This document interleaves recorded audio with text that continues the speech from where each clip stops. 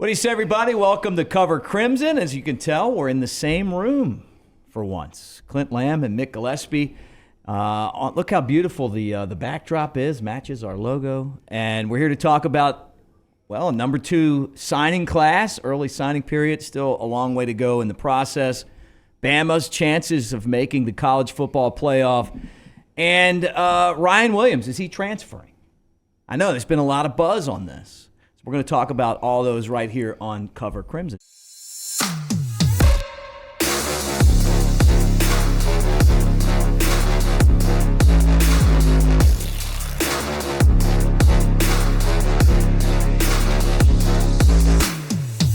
So it's great to see you, man. It's good to see you too.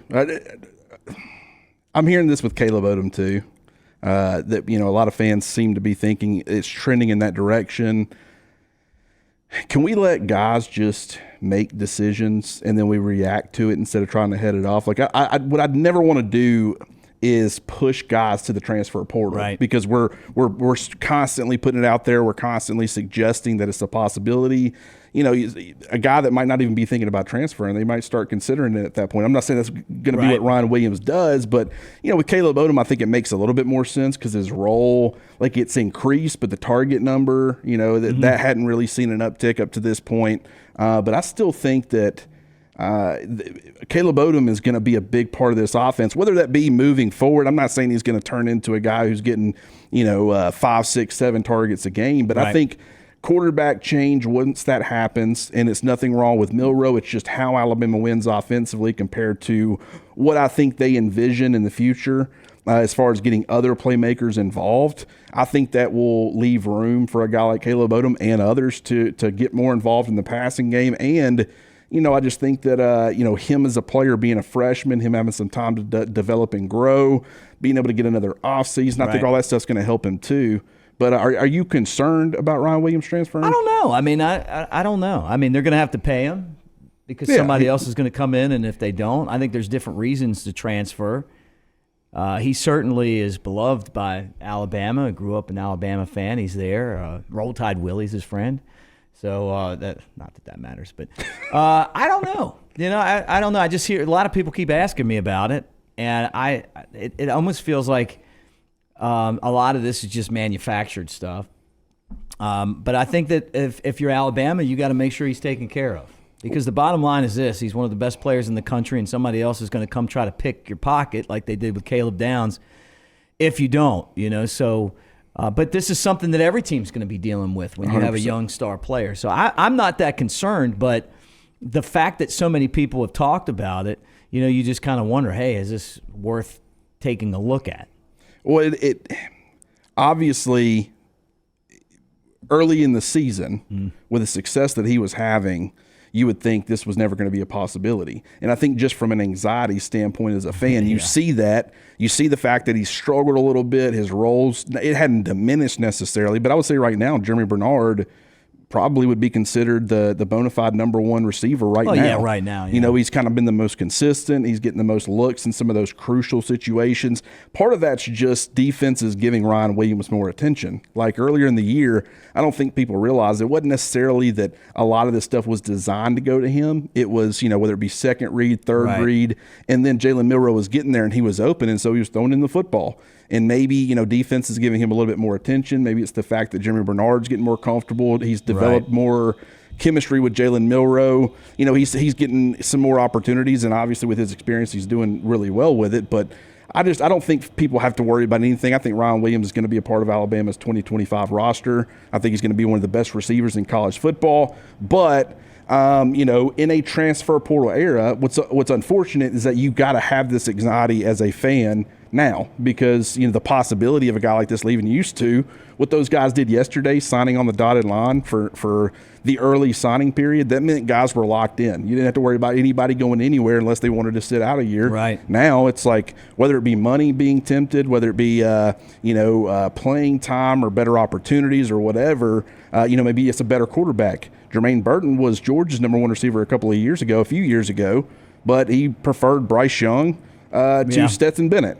And so, we all know how that turned out, but just it's the world we live in. I don't think it's anything to be concerned about. Yeah. All right. So we'll keep an eye on that moving forward. Now, yesterday was the early signing period, and Bama did great. First off, and you don't even have to comment on this. I'll just throw this out there. Why the hell do we have the signing period in the middle of the football season? Like, when it was in February, it was like an event. It was so much fun. But anyway, that's a conversation for another day.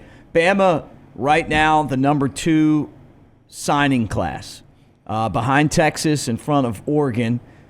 And they did really well, man. I mean, like, you talk about the blue chip rate according to On3, 82%. They ended up with Keelan Russell, Michael Carroll, Dijon Lee, your 5-star guys. I felt like the offensive line class was great. Dawson Merritt, you lose some guys and then you bring in Derek Meadows, right? So it's kind of some late movement. Funny story about Meadows is I talked to Caleb Cunningham. Obviously, he ended up at Ole Miss, right? Right. He was telling me on his recruiting trip that he was with Derek Meadows, who was a Notre Dame commitment at that point, right? And he was like, yeah, he loves Alabama more than me. Ends up at Alabama. That was like months ago he said that. So the Bishop Gorman wide receiver ends up coming to Bama. So you lose a little bit, you gain a little bit, but overall your thoughts of the class. And by the way, you did a great job breaking down the class on the video that you guys can go back and watch from yesterday. Yeah, I first of all, I appreciate that. When you look at what Kalen DeBoer wants to do offensively, I mean, just whether it be from an offensive line standpoint, you really need to have athleticism, but you're playing in the SEC. You still want dogs. You still want guys who are going to play with that nastiness that you look for. Alabama went out and they signed multiple players who fit that description. You need to have not only one quality tight end, but we've seen how much they've used 12 personnel. It's really been their base package. Yeah. They've started off in 12 personnel in most games here recently. You go out there and sign a couple of really good tight end prospects. You look at the receivers. The fact that you got like a Derek Meadows, who is kind of that big-bodied X receiver, can obviously win vertically, can win the 50-50 balls.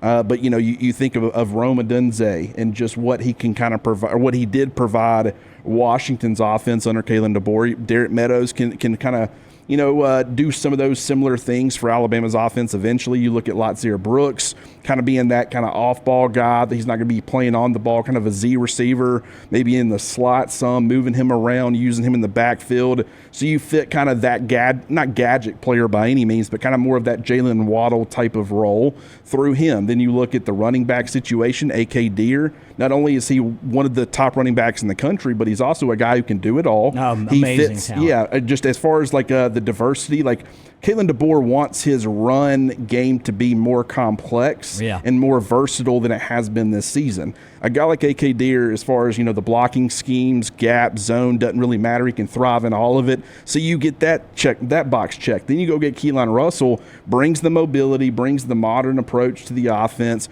but also can win from within the pocket. He can take advantage of his playmakers and, has this, level that there aren't a whole lot of guys who can do that. Just when you look at every need that they addressed with the offense and what they're looking for as far as Kalen DeBoer getting his style of player, then you look at defense. They filled a lot of needs, got some more guys in the secondary. I think it was a very, very good job. The transfer portal is still going to be a major part of Alabama's 2025 roster. They're going to lose guys to the portal, but I'm more so talking about getting some guys out of the portal at some pretty key spots. And we'll talk about that, more in a future episode, I'm sure. But just looking at the high school, trying to stay ahead of things, guys that you can develop for the long term, but also you got players who can contribute in the immediate. I mean, Kalen DeBoer and company did a phenomenal job in year one. And, I mean, you talk about being number 2 right now. If you lose Ty Haywood, probably going to drop to number 3, but I think probably 3 is their floor. This is kind of the range that Nick Saban's Alabama had found itself in recent years. So the days of going number 1, 7, 8 straight years, it's not going to happen again. NIL is too much of a big part of college football. So that just tells you Kalen DeBoer, from that standpoint, is doing a lot of what Nick Saban was able to do on the recruiting front. And so I think that bodes well for Alabama. Yeah, the only guy that we don't know about is Ty Haywood. Remember, he was the guy that grew up an Alabama fan from Mississippi, ended up in Denton, Texas, was an Alabama commit, didn't sign, and, I don't know, probably not a good sign that he didn't sign. But that's the way that this thing works now, so we'll keep an eye on that. But still, I think Kalen DeBoer proved one thing and that's that Alabama's not going to have a drop-off without Nick Saban in recruiting.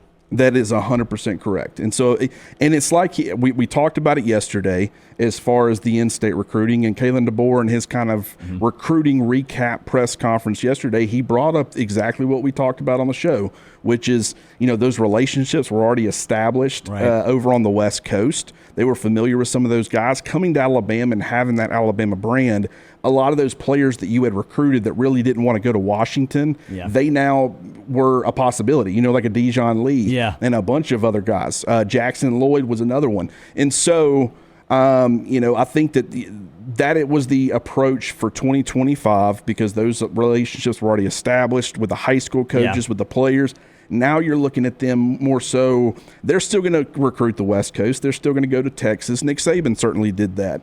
But I think, moving forward, as you get more comfortable with a lot of the in-state high school coaches and they give you access to the players and you can kind of build and establish those relationships, I think Alabama's going to be fine with the in-state stuff moving forward. So anybody that had their questions about what Kalen DeBoer and this staff would be able to do coming to the SEC, would they be able to continue to collect the talent? Maybe not at the rate that Nick Saban did early in his career at Alabama, but, compared to everybody else, they're right there in the mix with, just as many players. And the good part about Kalen DeBoer and his staff that we know, the development is there.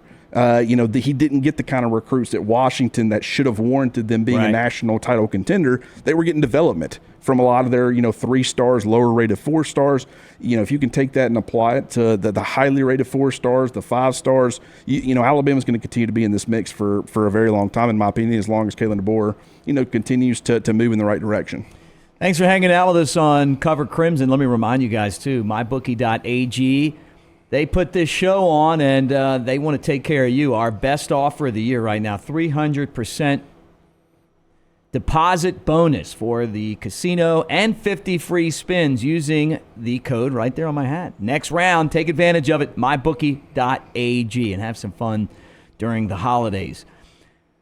Alabama has a great chance to make the college football playoff. According to ESPN, they went from like 36% to 86%, which gives them the 9th best odds to make the college football playoff now. I think they're in. And I think that they're in for a few reasons, Clint. First off, I think they're in because they have played and beaten teams that have winning records and have played a tough schedule.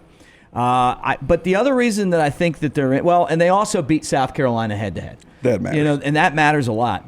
And they play in the SEC. But the other thing to me is the brand. You just paid, $1 billion for this playoff. If you put SMU at Notre Dame, nobody cares. You look at like Arizona State and whoever they might play, nobody cares about that. But you put Bama at Notre Dame or you put Bama at Penn State, hey, let me tell you something. I got to see that. I want to go to the game. 100%. Yeah, the historical magnitude of it. I want to say that Alabama hadn't played at South Bend since like 1987, and they actually lost that game. Maybe there's been one other time that I'm missing, but I know that they're 0-2 all time in South Bend. So obviously, if you can make this happen, you end up traveling there. You got to kind of right some ships on that front and get your first win. Up in Indiana, but it would be definitely a helmet game. It would be appealing, and I think the matchups would be fairly interesting. Like we all talk about how Notre Dame is overrated and they really shouldn't be in a position that they are as far as potentially being that 5 seed or whatever. Playing Alabama, that would give you an opportunity to kind of quieten the doubters out there. But that also would mean it would be a massive test. And granted, if Alabama plays like it has in some of these other games, going to Knoxville, going to Norman to play Oklahoma, Notre Dame can certainly win that football game if it were to happen. But you would think with the college football playoff, the focus would be there. The game planning, you'd have a little bit of time. We've talked about Kalen DeBoer and his staff and how well they've done when they've had more than just 1 week to prepare for teams.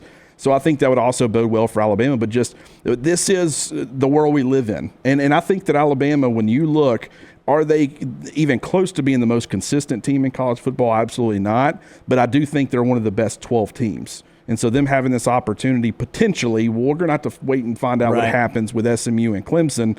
But, a lot of people right now are saying that it really doesn't matter what happens. Alabama would get in over SMU just like they would get in over Clemson. And I tend to agree with that, but we don't know definitively until Selection Sunday happens.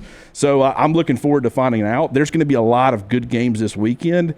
Mick, I wanted to ask you, and this is, I guess, probably one of the last things we'll talk about. Georgia and Texas have already played. Right. They're going to play a second time on Saturday. Yeah. It is possible that they have to play a third time in the college football playoff. First of all, we've never seen that in a college football season, teams playing 3 times. You've seen rematches, obviously Alabama, Georgia, Alabama, LSU, but the potential to play 3 times in 1 year. I've wondered, do you think we will see a watered-down version? Because this game, outside of having the bye week, an off week, there's really not a whole lot of benefits to revealing your whole hand, because not only are you revealing it more to Texas in case you see them later, or more to Georgia if you see them later, but also to all the other teams too, if you can kind of hold some things back. Because, I will say, when you look at Georgia's game plan when they played Alabama in the SEC championship in 2021, they were very vanilla defensively. Part of me thinks that they thought they would be able to handle Alabama's offensive line while doing minimal. But I also think that they knew they kind of had a mulligan. They were getting into the college football playoff, and they wanted to hold back in case they had to play Alabama again. Do you think we see some version of that from both of these teams on Saturday, with it already being the second time that they've had to play, and then the next time is when it's going to be for all the marbles?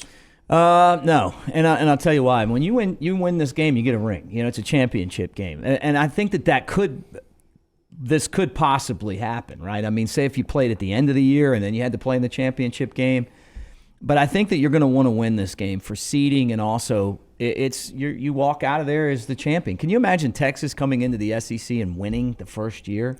True. I mean, those Texas fans are going to have their chest popped out, and it sets your program up.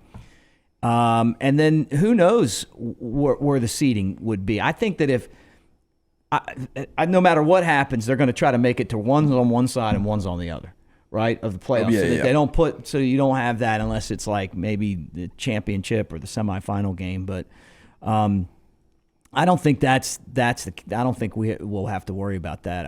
I don't think that they have watered down being a conference champion so much that people don't care about it anymore. I think that the coaches probably would rather just not have the game. But if you're going to play in it, you want to win it, So the way that it's set up right now, it doesn't benefit you necessarily when it comes to winning a national championship to win it.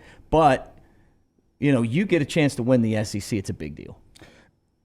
Part of me wants to agree with that, and I actually guarantee there are a ton of people out there, and Georgia would absolutely tell you that. The one thing that makes me hesitant to believe it is I don't think Georgia put their best foot forward a couple of years ago when they played Alabama. The game plan to me, it didn't make any sense. Bryce Young, he had been a good player as far as, being under duress and under pressure, but it just felt like when you watched the game plan that they had in the national title to make him uncomfortable compared to what they did in the SEC championship. Was that adjustments? It absolutely could have been. Yeah. They have one game plan. They play him again. They're like, okay, we're not doing that. We underestimated this offensive line. We need to do a lot more as far as bringing more than 4, not being vanilla. So that could have been part of it. But just I remember thinking at the time, this is a team that knows they got a mulligan. Well, they thought that their front 4 were going to beat our front 5. I really do believe that's that the first is true. thing. And the second thing is, I'm sorry, Georgia fans, but if Bama doesn't lose their top 2 receivers, you're not going to win either one of those games. That's a fair statement. So I mean, but they did a great job of making adjustments, but it didn't work until Jamison Williams went down. Yeah. That's a phenomenal point, too, because what he did as far as the field stretching ability. Just open the field up. Exactly. And Georgia was able to focus a lot more on a condensed field, knowing Alabama didn't really have any more trusted vertical options. Right. That probably played a part for sure. That's something that I really didn't think about. Well, I always think of that in like SEC baseball, though. I'm like thinking like you play in this tournament. I mean, what's it good for, right? Right. Like why even start your best guys? Your pitching wise, like let them rest. Let me ask you a question. Is there any scenario that could happen Saturday that we need to worry about? And who do we need to cheer for? Obviously, we would love to just see SMU win just to, make it easy. Like I don't think SMU could lose to Clemson and get in because they wouldn't have any wins, but against real teams. But you never know, right? If they win, does that put us in, or are there any scenarios where, as Bama fans, we ought to be a little concerned? Well, I've seen things about like the UNLV Boise game, and if UNLV won that, what would that do with Boise? I don't know. I haven't really dove into that too much. I don't think that's anything to be concerned about. I think if you're an Alabama fan, the one that would make you the most nervous is if it was a really close battle. Maybe SMU in a lot of ways. Maybe they get screwed on a terrible call by an official. Which that wouldn't happen. Oh, yeah. I would say the betting odds on that would be much higher than it not happening, to be honest with you. But if it's close and it's competitive, it's a good game, I think that would be the scenario that would be the most concerning. Yeah. But if Clemson blows out SMU, you don't have to worry about anything, in my opinion. If Clemson loses to SMU, I don't think you have to worry about anything. The only scenario where I think you really need to be, and I say concerned, it's not concerned to a point where you feel like you're going to get left out. It's more of a, okay, to me, this is kind of a toss-up, maybe a little bit of an Alabama lean still, but it's absolutely possible that the committee's pressure to put SMU in. And I just don't think, I think when you really look at it, a lot of the metrics say SMU's the better football team. I'm nervous about Rhett Lashley focusing on the fact it's like he's already trying to hedge his bets and he didn't want to get left out, and so he's already kind of doing the politicking thing and talking about how you would have teams trying to use COVID and all these other excuses to not play in conference championships, and what would you be promoting?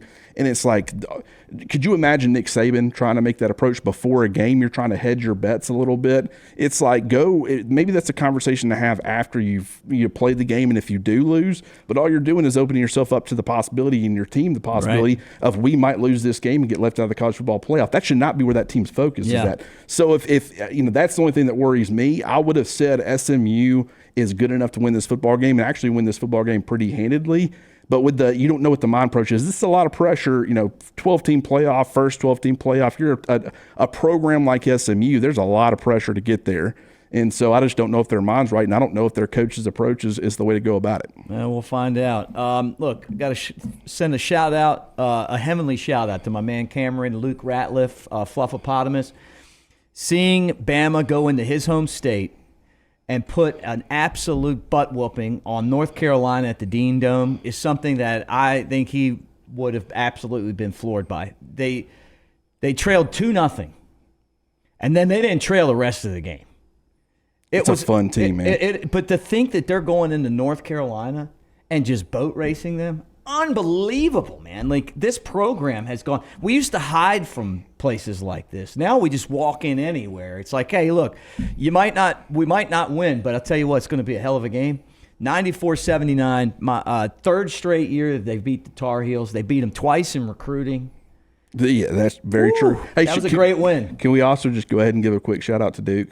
Can we go ahead and do that too? I saw that Auburn got the lead. I was like, Alabama, the state's going to beat both of the teams, and then they didn't. I'll tell you what, though, Auburn still got a hell of a team, though. They do. It was, it's going to be what I love about this, both programs being good, and first of all, the college football playoff is going to ride us a lot longer into January than it typically would, and then you're going to get to focus on basketball, and with the in-state stuff and the battle back and forth, and seeding and all these good games that both teams are playing. It's going to be a wild ride through the offseason. I guess every bit as wild as it was last year when Alabama went to the Final Four. But Alabama fans are very blessed right now to have something like basketball really helping you as far as it's just a great complementary piece. You get to become a huge fan of both and have fun watching a lot of top quality Alabama sports through really the entire academic calendar year. Clint, what do you got going on at covercrimson.com? And I want to remind you guys, too, covercrimson.com, sign up now for the annual membership and get the Cover Crimson t-shirt free.